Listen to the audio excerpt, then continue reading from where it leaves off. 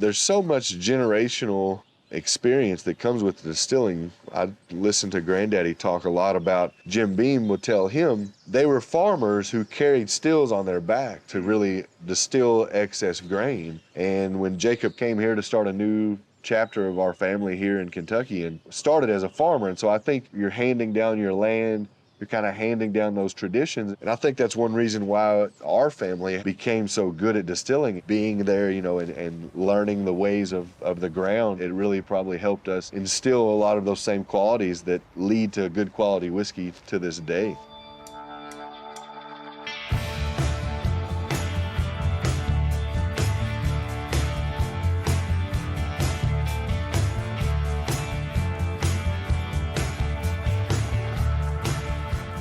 Everyone's heard of Jim Beam, and I think it's probably one of the most recognizable bourbons in the world. It's got a great tradition, a great history. That tradition is so important because we wouldn't have any of this without it.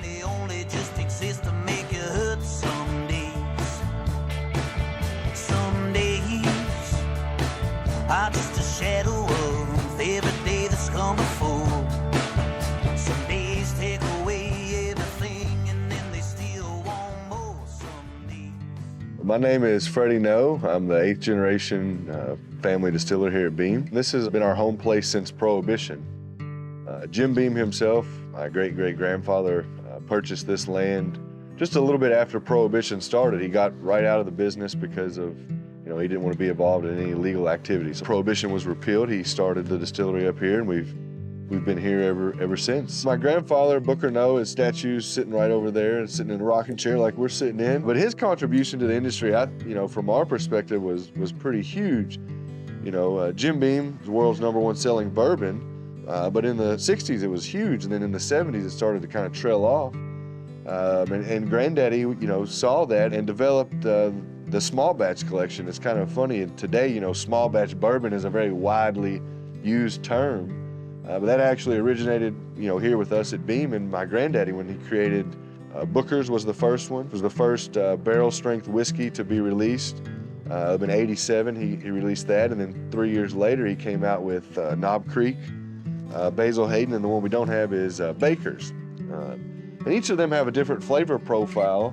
And what he was doing there was trying to begin to educate people on the finer side of whiskey. And I think he kind of kick-started and got a spark under what we see today is this huge bourbon renaissance. What's it like growing up in a bourbon family? It's pretty fun. You know, it's, you know, my granddaddy used to host a lot of our sales folks. You know, they hit incentives and sold a certain number of cases. They got invited, as we were talking about barbecue in the backyard, as a thank you. And so I always tell people that what's it like growing up? I said, it's just like a normal childhood. We treat, you know, my children, I have 2 children, treat them just like any other child. But I always say we hosted a lot of parties. Trailgating is a journey down the bourbon trail to discover the stories and flavors that make bourbon and barbecue American tradition. It's been cut down to its roots. There's a whole untapped culinary part of it too. I do a lot of cooking classes, and every time I do a cooking with bourbon class, man, it sells out and people go nuts over it. It excites people, you know, because then all of a sudden it's like you have this bottle, you can drink it, and you can also eat with it. It's another way to enjoy what you like. To me, whenever I'm cooking over, you know, live fire, immediately my mind goes to bourbon because it's the only thing I know that is literally made from, you know, fired wood. And it feels just like no time has passed at all. So we do a flambéed pork chop. So we'll cook these nice, you know, 1.5-inch thick pork chops, lather them up with barbecue sauce right there at the end, and then cut the grill off. That's the one key thing I've been telling folks about it, as everyone's asking. We'll cut the gas off. Pour a little whiskey on there and light it with the lighter, and then take your whiskey and get the trail going real good. And what you're doing is you're burning off that high-proof alcohol, but you're leaving behind a lot of that flavor that's coming from the whiskey. So I was really excited to hear about Freddie Noe's pork chop recipe, which I haven't had, but it sounds delicious. And it was very interesting because when he was describing his recipe, I was thinking about mine. Today we're gonna make seared pork chops with a Knob Creek bourbon mustard sauce. The way I like to do my recipe is that I use the bourbon in two ways. So not only is it in the sauce that goes around the plate, but I also marinate the pork with bourbon.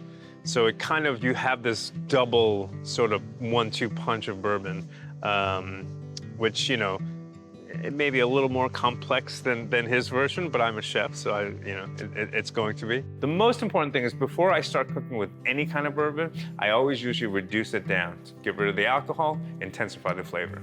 You can tell my bourbon's reduced, it's nice and smoky. Smells great. I'm gonna throw that into my marinade bowl. Pork, obviously, great flavor, fatty. You know, it's satisfying, juicy. And I want a bourbon that's gonna sort of stand up to pork, especially the fattiness of it.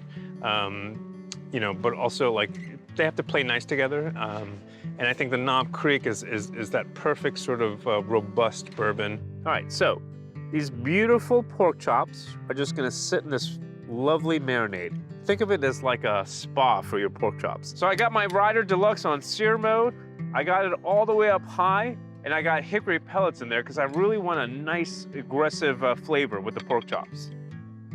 And all I'm gonna do now is take the pork chop, I'm gonna kind of let the marinade sort of drip off. I'm gonna go right in the middle there. You see how it's getting nice and dark over here and caramelized? I'm ready to flip. But slowly, look at that. Look at that beautiful signature honeycomb grill marks. You can tell that pork chop's getting done.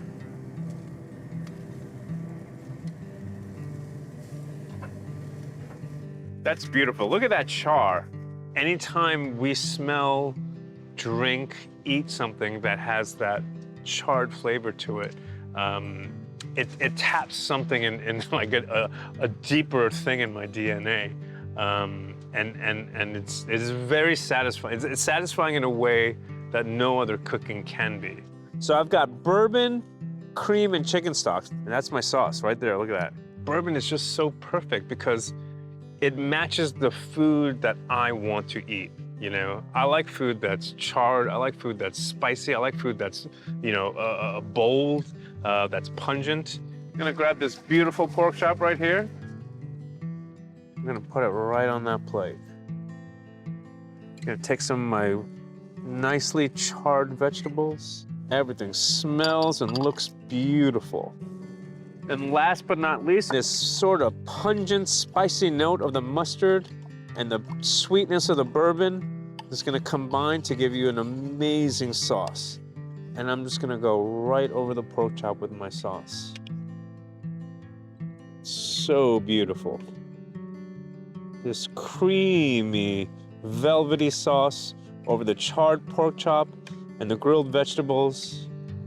There it is.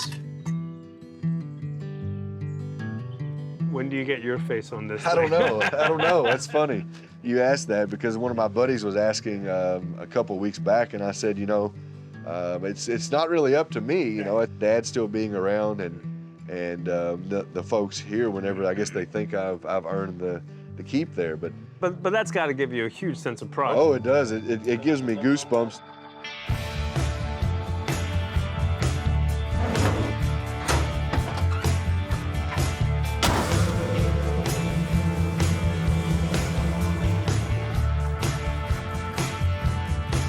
Some days are just a circus and the freaks are late for work.